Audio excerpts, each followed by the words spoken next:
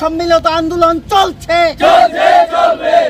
তাই তো বলি গাড়ির চাকা ঘুরছে না, তাই তো বলি অবরোধ উঠছে না, গাড়ির চাকা ঘুরছে না, এই নবোদয় বিদ্যালয়ের অভিভাবকদের অবরোধ উঠছে না, এই সমাধান হচ্ছে না কেন? ডিডব্লিউএস দপ্তর জবাব দাও, জবাব চাই, জবাব দাও, জবাব তোমাদের দিতেই হবে। অভিভাবকের এই রাস্তা আন্দোলন চলছে। কথা হচ্ছে, আপনারা যারা মিডিয়ার বন্ধু যারা আসছেন আমাদের এই দাবিগুলা তুলে ধরার জন্য আপনাদেরকে অভিনন্দন জানাচ্ছি। দ্বিতীয় নম্বর কথা হচ্ছে, আমাদের অভিভাবক এবং এলাকার যারা শুভবুদ্ধি সম্পন্ন মানুষ রয়েছে এবং এই রাস্তা অবরোধের জন্য যে সমস্ত যাত্রী এবং গাড়ির মালিক যারা কষ্ট পাচ্ছে, তারপরেও আমাদের স্থায়ী সমাধানের লক্ষ্যে ওনারা আমাদিগকে সহযোগিতা করছে। আমরা এই বিদ্যালয়ের সমস্ত অভিভাবকের পক্ষ থেকে আপনাদের প্রতি কৃতজ্ঞতা স্বীকার করছি।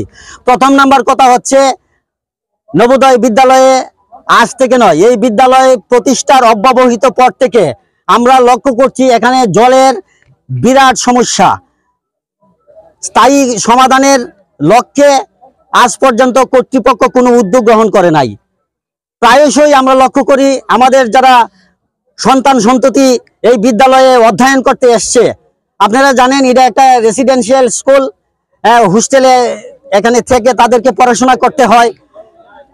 আমরা কখনো কখনো দেখি মাঝে মধ্যে পানীয় জলেরও সমস্যা হয়, তারপরে তো স্নানের জলের সমস্যা, বাথরুমের জলের সমস্যা, খাওয়ার জল তো আমি বলছি প্রথমে, খাওয়ার জলেরও সমস্যা রয়েছে।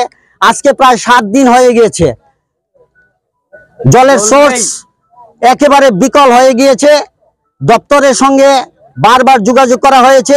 আমরা বাধ্য হয়ে আমাদের যিনি কর্তৃপক্ষ এই বিদ্যালয়ে প্রিন্সিপাল ম্যাম, ওনার সঙ্গে আমরা সমস্ত অভিভাবকরা এক সাক্ষাতে মিলিত হই।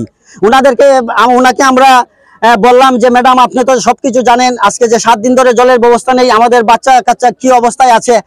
উনি বলছে যে আমি তো কি করব, আমি কর্তৃপক্ষের সঙ্গে যোগাযোগ করছি। এসডিএম কে বললে আপনি ডিএম এর সঙ্গে যোগাযোগ করেন, ডিডব্লিউএস এর এসডি কে বললে উনি বলেন যে আপনি এক্সিকিউটিভের সঙ্গে যোগাযোগ করেন। এইভাবে একজন আরেকজনের কথা বলে, কিন্তু আমি কিছুই করতে পারি না। তারপর দীর্ঘ সময় নিয়ে যখন ওনার সঙ্গে আলোচনাতে আমরা বললাম যে ম্যাডাম, আপনি ইমিডিয়েট আমাদেরকে আশ্বস্ত করেন যে জল আসবে কিনা, যদি জল আসে কর্তৃপক্ষকে বলেন এখানে আসার জন্য, আমরা ঘন্টার পর ঘন্টা অপেক্ষা করব, কর্তৃপক্ষ আসুক, এসে আমাদেরকে এনশিওর করুক যে জলের ব্যবস্থা হবে। তারপর ম্যাডাম যোগাযোগ করলো, ম্যাডামের সঙ্গে ডিডব্লিউএস দপ্তর এমন কোনো রেসপন্স করেনি। ইতিমধ্যে ডিডব্লিউএস এর এসডি এর সঙ্গে আমিও যোগাযোগ করেছি, উনি বললেন যে এখানে টাওয়ারের ডিস্টার্ব, কথা শোনা যাচ্ছে না। আমি বলছি যে আমি নবোদয় বিদ্যালয়ের একজন অভিভাবক বলছি, জলের সমস্যা আপনাদের নলিতে সেটা রয়েছে, আপনি আসুন। উনি বললেন যে টাওয়ারের ডিস্টার্ব। যাই হোক, কোনো জায়গাতে টাওয়ারের ডিস্টার্ব হতেও পারে, কিন্তু পরবর্তী সময়ে উনি নিশ্চয়ই এমন একটা জায়গাতে আছেন যেখানে ভালো টাওয়ার পাওয়া যায়, উনি কোনো যোগাযোগ করেননি। এবং ম্যাডামকে, প্রিন্সিপাল ম্যামকে আমরা বলেছি যদি ডিডব্লিউএস কর্তৃপক্ষ এসে আমাদেরকে আশ্বস্ত করে আমরা বৃহত্তর আন্দোলনে যাব না, আমরা অপেক্ষা করছি। কিন্তু ম্যাডাম আমাদিগকে কোনো সদ উত্তর দিতে পারেনি। ম্যাডামও বলেছে আমি তো ফোন করেছি, আমারও ফোন রেসপন্স করছে না। তো আমরা বাধ্য হয়ে কি করব, আমাদের একমাত্র বিকল্প নবোদয় স্কুল আজকে দীর্ঘদিন থেকে আমাদের বাচ্চা পড়াশোনা করছে। আমরা দেখছি, প্রথম থেকে দেখছি জলের ভীষণ দুর্গতি, ওদের স্নানের জল পাচ্ছে না, খাওয়ার জল পাচ্ছে না, মানে ভীষণ কষ্ট হচ্ছে। গতবারও আমরা অনেক কথা বলেছি, যাদবলাল নাথকেও বলেছি, উনি এসেছেন, জলের কথা বলছেন জল যতদিন আসবে না ততদিন উনি নাকি গাড়ি দিয়ে জল দেবেন, এইসব বলেছেন। তো এবারও আবার দেখছি ওই সেম জলের দুর্গতি হচ্ছে, জল নেই। আমরা ম্যাডামের সাথে কথা বলতে বলছেন দেবেন, আজ দেবেন, কাল দেবেন বলতে আর জলের কোনো সুরাকাই পাচ্ছি না, তাই আমরা রাস্তাতে এসেছি। আর আমরা যে প্রত্যেক 6 দিন থেকেই জল নেই, 6 দিন থেকে জল নেই, স্নান নেই, মানে ওদের যখন টয়লেটে যাবে টয়লেটের জল পাচ্ছে না, তাই বলে ভয় পেয়ে ওরা খাবে না। আর যেন আমরা খাওয়ান এনেছি ওদের জন্য, ওরা বলছে মা ওগুলা খাবো না, যদি ওদের টয়লেটে ধরে আমরা কোথায় যাব, কিভাবে আমরা টয়লেট করব। 3 তলা থেকে ওরা জল দিয়ে বালতি দিয়ে জল নিচ্ছে, উপরে নিচ্ছে, কত কষ্ট হচ্ছে ওদের, বৃষ্টির জল ওরা খাচ্ছে। এইসব কি, এইসব একটু দেখে আপনারা একটু মানে আপনারা বিচার করেন। নবোদয় একটা এত বড় স্কুল, কিন্তু এইসব দুর্গতি ওইসব তো সুন্দর লাগছে না। আর আরো হচ্ছে আমরা যে রবিবারে আসি বাচ্চাদের সাথে দেখা করতে, একটা মেয়ে বাচ্চা আমরা নিয়ে জঙ্গলের মধ্যে বসি, রাস্তায় বসি, একটু বাতাস দিতে পারছি না, বাচ্চাগুলোর এত দুর্গতি। মেয়েদের জলের অনেক প্রয়োজন, মেয়েরার বেশি দরকার। আমরা দেখতে চাই ভিতরে গিয়ে ওরা কি করে, কিন্তু আমরা তো ভিতরেও ঢুকতে পারি না। ঠিক আছে, আমরা ঢুকতেও চাই না, কিন্তু আমরা তো বাচ্চাটিকে নিয়ে বসবো, কোথাও না কোথাও তো বসবো, কিন্তু বসার পর্যন্ত একটু জায়গা নেই। আমরা কিভাবে এই গরমের মধ্যে আমরা কিভাবে রাস্তায় নিয়ে ওদেরকে বসবো? এইসব কি, আমরা কি বাচ্চাদেরকে এখানে জেলের মধ্যে দিয়েছি না একটা স্কুলে পড়াশোনার জন্য দিয়েছি? আমরা তো কিছু বুঝতে পারছি না। আপনারা একটু একটু ওইগুলা দেখে আমাদের সুরেখা সুবিচার চাই। আন্ডারগ্রাউন্ডে কোনো ওয়াটার নেই, মানে আমাদের নিজস্ব কোনো সোর্স নেই। আমরা পুরোপুরি DWS এর উপরে ডিপেন্ডেন্ট।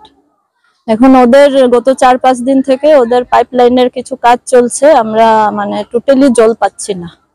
সো আমাদের পুরো স্কুলে ওয়াটার ক্রাইসিস চলছে। আমি ডিপার্টমেন্টের সাথে কথা বলেছিলাম কমসে কম পানীয় জলটা ট্যাঙ্কার দিয়ে পাঠানোর জন্য, বাট এখনো অবধি আয় নাই। তা ওনারা কথা দিয়েছেন আজকে আসবে 2 ট্যাঙ্কার। ম্যাডাম কতদিন ধরে জল নেই? 4 দিন। আচ্ছা, শুনলাম কি 1 সপ্তাহ থেকে জল নেই, বাচ্চারা কি সমস্যা হচ্ছে? টয়লেটে যেতে জল লাগে, বাচ্চা মেয়ের লোকের প্রচুর জলের দরকার, তো জল যে পাচ্ছে না। এইবারে দেখেন ব্যাপারটা হলো জল নাই, মানে যে একদম জল নেই তা নাই, রানিং ওয়াটারটা নেই, মানে যেটা ওদের টেপে জল আসছে না। আমরা যেটা বৃষ্টির জল স্টোর করি এগুলি এখনো আছে এগুলি। বাট বাচ্চাদের প্রবলেম কি হচ্ছে, ওদের ধরেন ওয়াশরুম যাওয়া ওইগুলির জন্য ওদের বাকেট করে উপরে নিয়ে যেতে লাগছে, মানে রানিং ওয়াটারটা আমরা ওদের দিতে পারছি না। আচ্ছা, ও আর আরেকটা কথা ম্যাডাম, গার্জিয়ান যারা আসে এরা বসার একটা জায়গা নেই, এইবারে কি বললেন আপনি? বসার জায়গা আছে, বাট একসঙ্গে 450 জন বসার জায়গা নেই আমাদের। আমাদের নিয়ম মতে মানে আমরা এত বড়ই থাকে, এর বেশি বড় থাকে না। আপনি কি নবোদয় প্রিন্সিপাল? হ্যাঁ, আমি প্রিন্সিপাল। নামটা? মনিরূপা কর। বাসা কোন জায়গায়? বাসাটা কোন জায়গায় আপনার? আমার বাসা শিলচর, আসাম।